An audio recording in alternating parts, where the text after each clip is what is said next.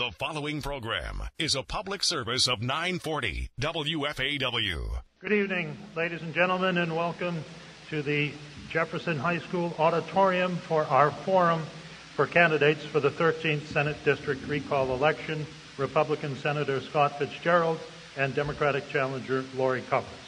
I will be your moderator this evening. My name is Michael Klisch. First question, we'll get right to it. Senator Fitzgerald, limiting collective bargaining rights for state workers, was it good for the state, and would you do it again? Well, I guess to put it in perspective, I think that is the second set of reforms that was part of Act 10. First and foremost, it was something that had been discussed, I think, in and around Wisconsin for some time, and that was that public employees had been insulated from the downturn in the economy.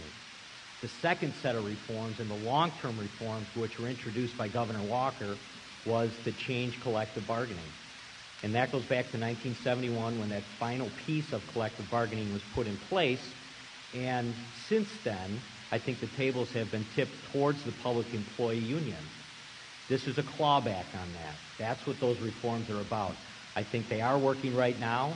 And certainly, not only myself, but the Republican legislators felt that it was time to do that. So, yeah, I believe I would do it again, and I believe that the Republican legislature would do it again. Thank you, Senator. Ms. Compas, limiting collective bargaining for state workers. Well, I'm reminded of a video that I think a lot of us have seen recently of a billionaire campaign donor begging Governor Walker to make Wisconsin a right-to-work state, hearing these statements. I think that collective bargaining is democracy in the workplace. It gives everyone a level playing field. And I've heard from a lot of people as I've traveled around the district that they feel demoralized now that their right to bargain collectively has been taken away. I've heard from prison guards who say that attacks are up and they don't have the right to go and negotiate their workplace safety rules anymore. It's not just about salary and benefits. I think that we can discuss cuts and concessions, but I think that everyone deserves a chance to come to the table. Actions by the legislature last year for you, Ms. Compas, Senate Democrats literally hid out to avoid voting on a bill they were opposed to. Had you been in the Senate, would you have followed them to Illinois? Well, if I'd been in the Senate, we wouldn't have needed to go to Illinois. Please hold your response until the end, please. Senator Fitzgerald. I guess I would ask Lori to answer the question. And at the time, we had 19 seats. All right. I'm not going to ask it again. Ms. Compas, your response to that.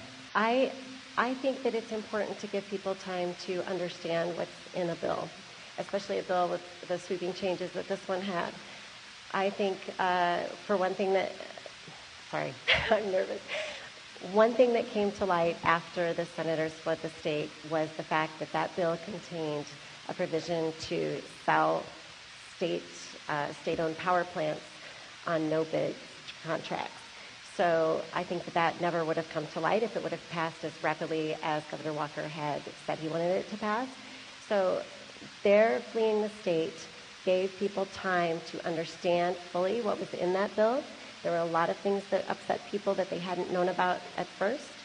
And so I think since our state does not have a filibuster and there's really no way to allow debate, I think I would have gone, yes. I think it was the right thing to do. Thank you, Ms. Compas.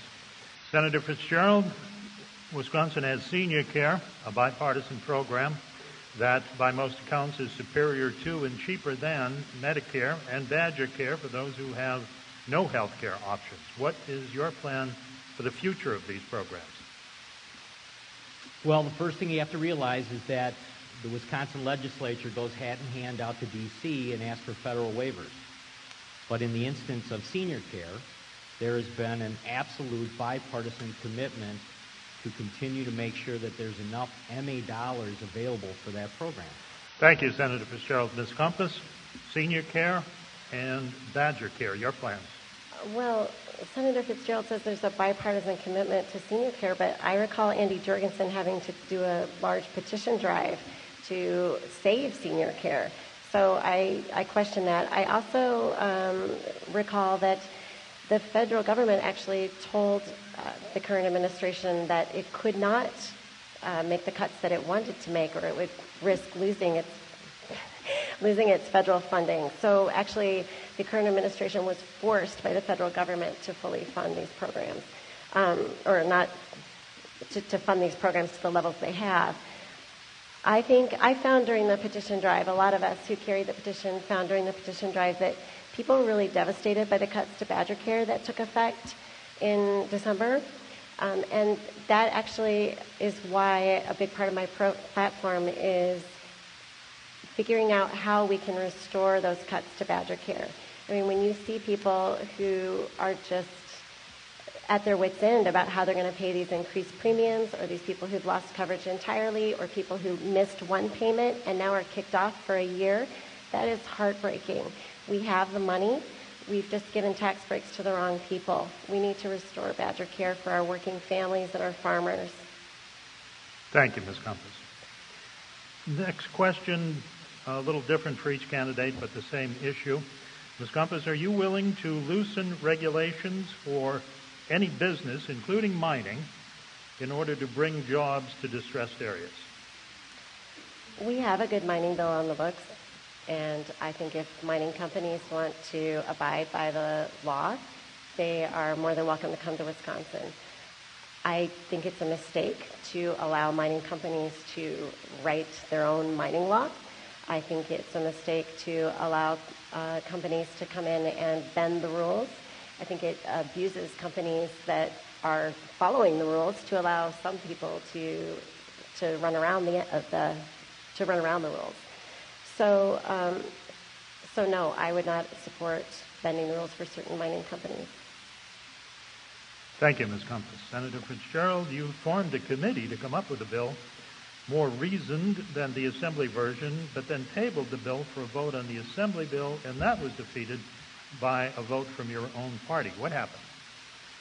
Well, I think most people that are opposed to the mine, like Lori is, have looked at current law and have said that it's